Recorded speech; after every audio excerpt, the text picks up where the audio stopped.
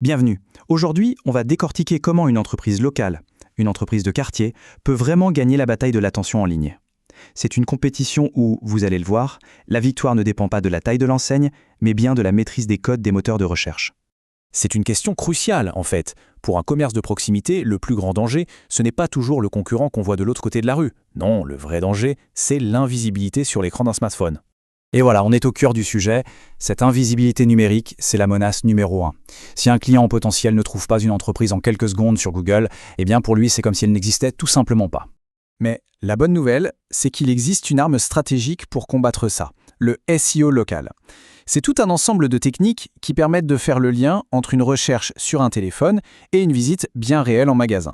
C'est en quelque sorte le pont entre le monde digital et la porte d'un commerce. Alors, comment on fait pour maîtriser ce champ de bataille numérique? Notre plan d'action va se dérouler en 4 étapes clés. On va commencer par les fondations, le plan technique, ensuite on s'attaquera à la vitrine numérique, puis on parlera du contenu et des connexions locales, et pour finir, on verra comment tout ça se transforme en succès concret. Allez, on commence par les fondations. En SEO local, il faut être clair. Une base technique qui est solide, ce n'est pas une option, c'est une obligation. Sans ça, tout ce qu'on construit par-dessus risque de s'effondrer. Cette analogie, elle est parfaite pour illustrer l'idée.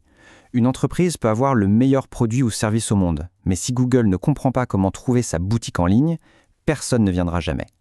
La technique, c'est un peu le GPS qu'on donne au moteur de recherche pour qu'il trouve le chemin. Ce tableau résume bien les priorités. Prenons la cohérence NAP. NAP pour nom, adresse, téléphone. Son impact est jugé critique. Et pourquoi? Parce qu'une simple petite erreur d'adresse sur un annuaire, ça sème le doute dans l'esprit de Google. L'algorithme, lui, il cherche la confiance absolue. Et la moindre incohérence, ça détruit cette confiance. Chaque détail compte. Alors, comment on atteint cette fameuse cohérence? Le processus est assez simple en 3 temps. D'abord, on audite. On joue un peu les détectives pour traquer toutes les mentions de l'entreprise en ligne. Ensuite, on uniformise. C'est le grand nettoyage. On corrige tout pour avoir une seule et unique version de l'info. Et enfin, on distribue cette version parfaite partout. C'est un travail de fourmi, mais c'est absolument fondamental. Maintenant que les fondations sont posées, passons à ce qui est sans doute la vitrine en ligne la plus importante aujourd'hui. Et non, il ne s'agit pas forcément du site web, mais bien du profil d'établissement sur Google.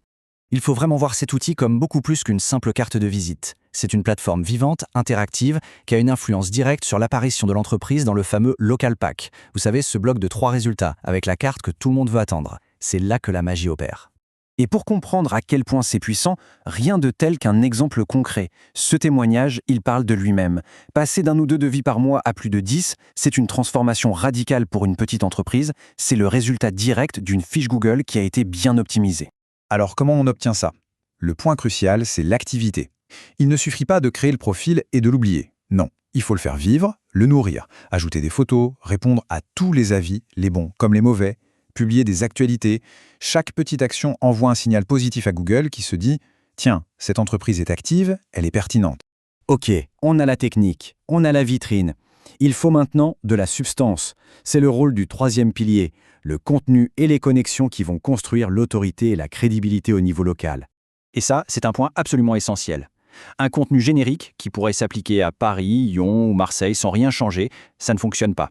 Pour être vraiment pertinent, le discours doit s'ancrer dans le réel, dans le local. Il faut parler à la communauté qu'on cherche à servir. Concrètement, ça veut dire quoi?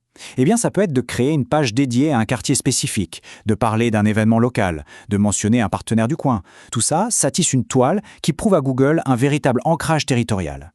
L'entreprise n'est pas juste dans la ville, elle fait partie de la ville. Au-delà de ce qu'une entreprise dit d'elle-même, il y a ce que les autres disent d'elle. En SEO, ça se traduit par les backlinks, les liens entrants. Un lien qui vient d'un site local de confiance, c'est comme une recommandation publique, un véritable vote de confiance de la part de la communauté. Mais attention, tous les liens ne se valent pas, loin de là. Un seul lien de très bonne qualité, qui viendrait par exemple du site de la mairie ou du journal local, aura infiniment plus de poids que 50 liens venus d'annuaires obscurs. En la matière, la qualité prime toujours sur la quantité.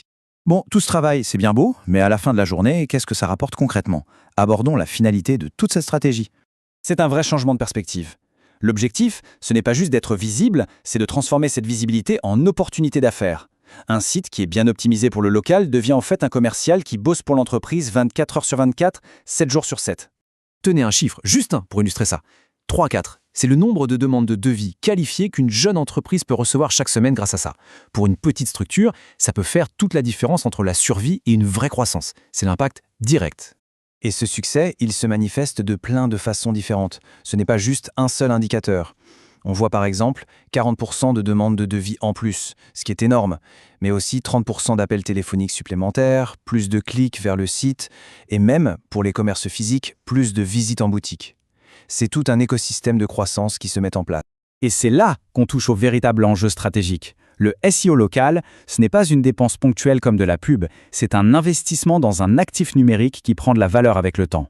L'objectif, c'est de construire une visibilité durable qui appartient à l'entreprise. C'est tout le contraire de la publicité, qui disparaît à la seconde où on arrête de payer. On termine avec cette question qui invite à réfléchir. Aujourd'hui, avoir une porte physique grande ouverte, ça ne suffit plus. Si la porte numérique, elle, est fermée ou difficile à trouver, combien de clients potentiels passent leur chemin sans même savoir que l'entreprise existe? La question reste ouverte.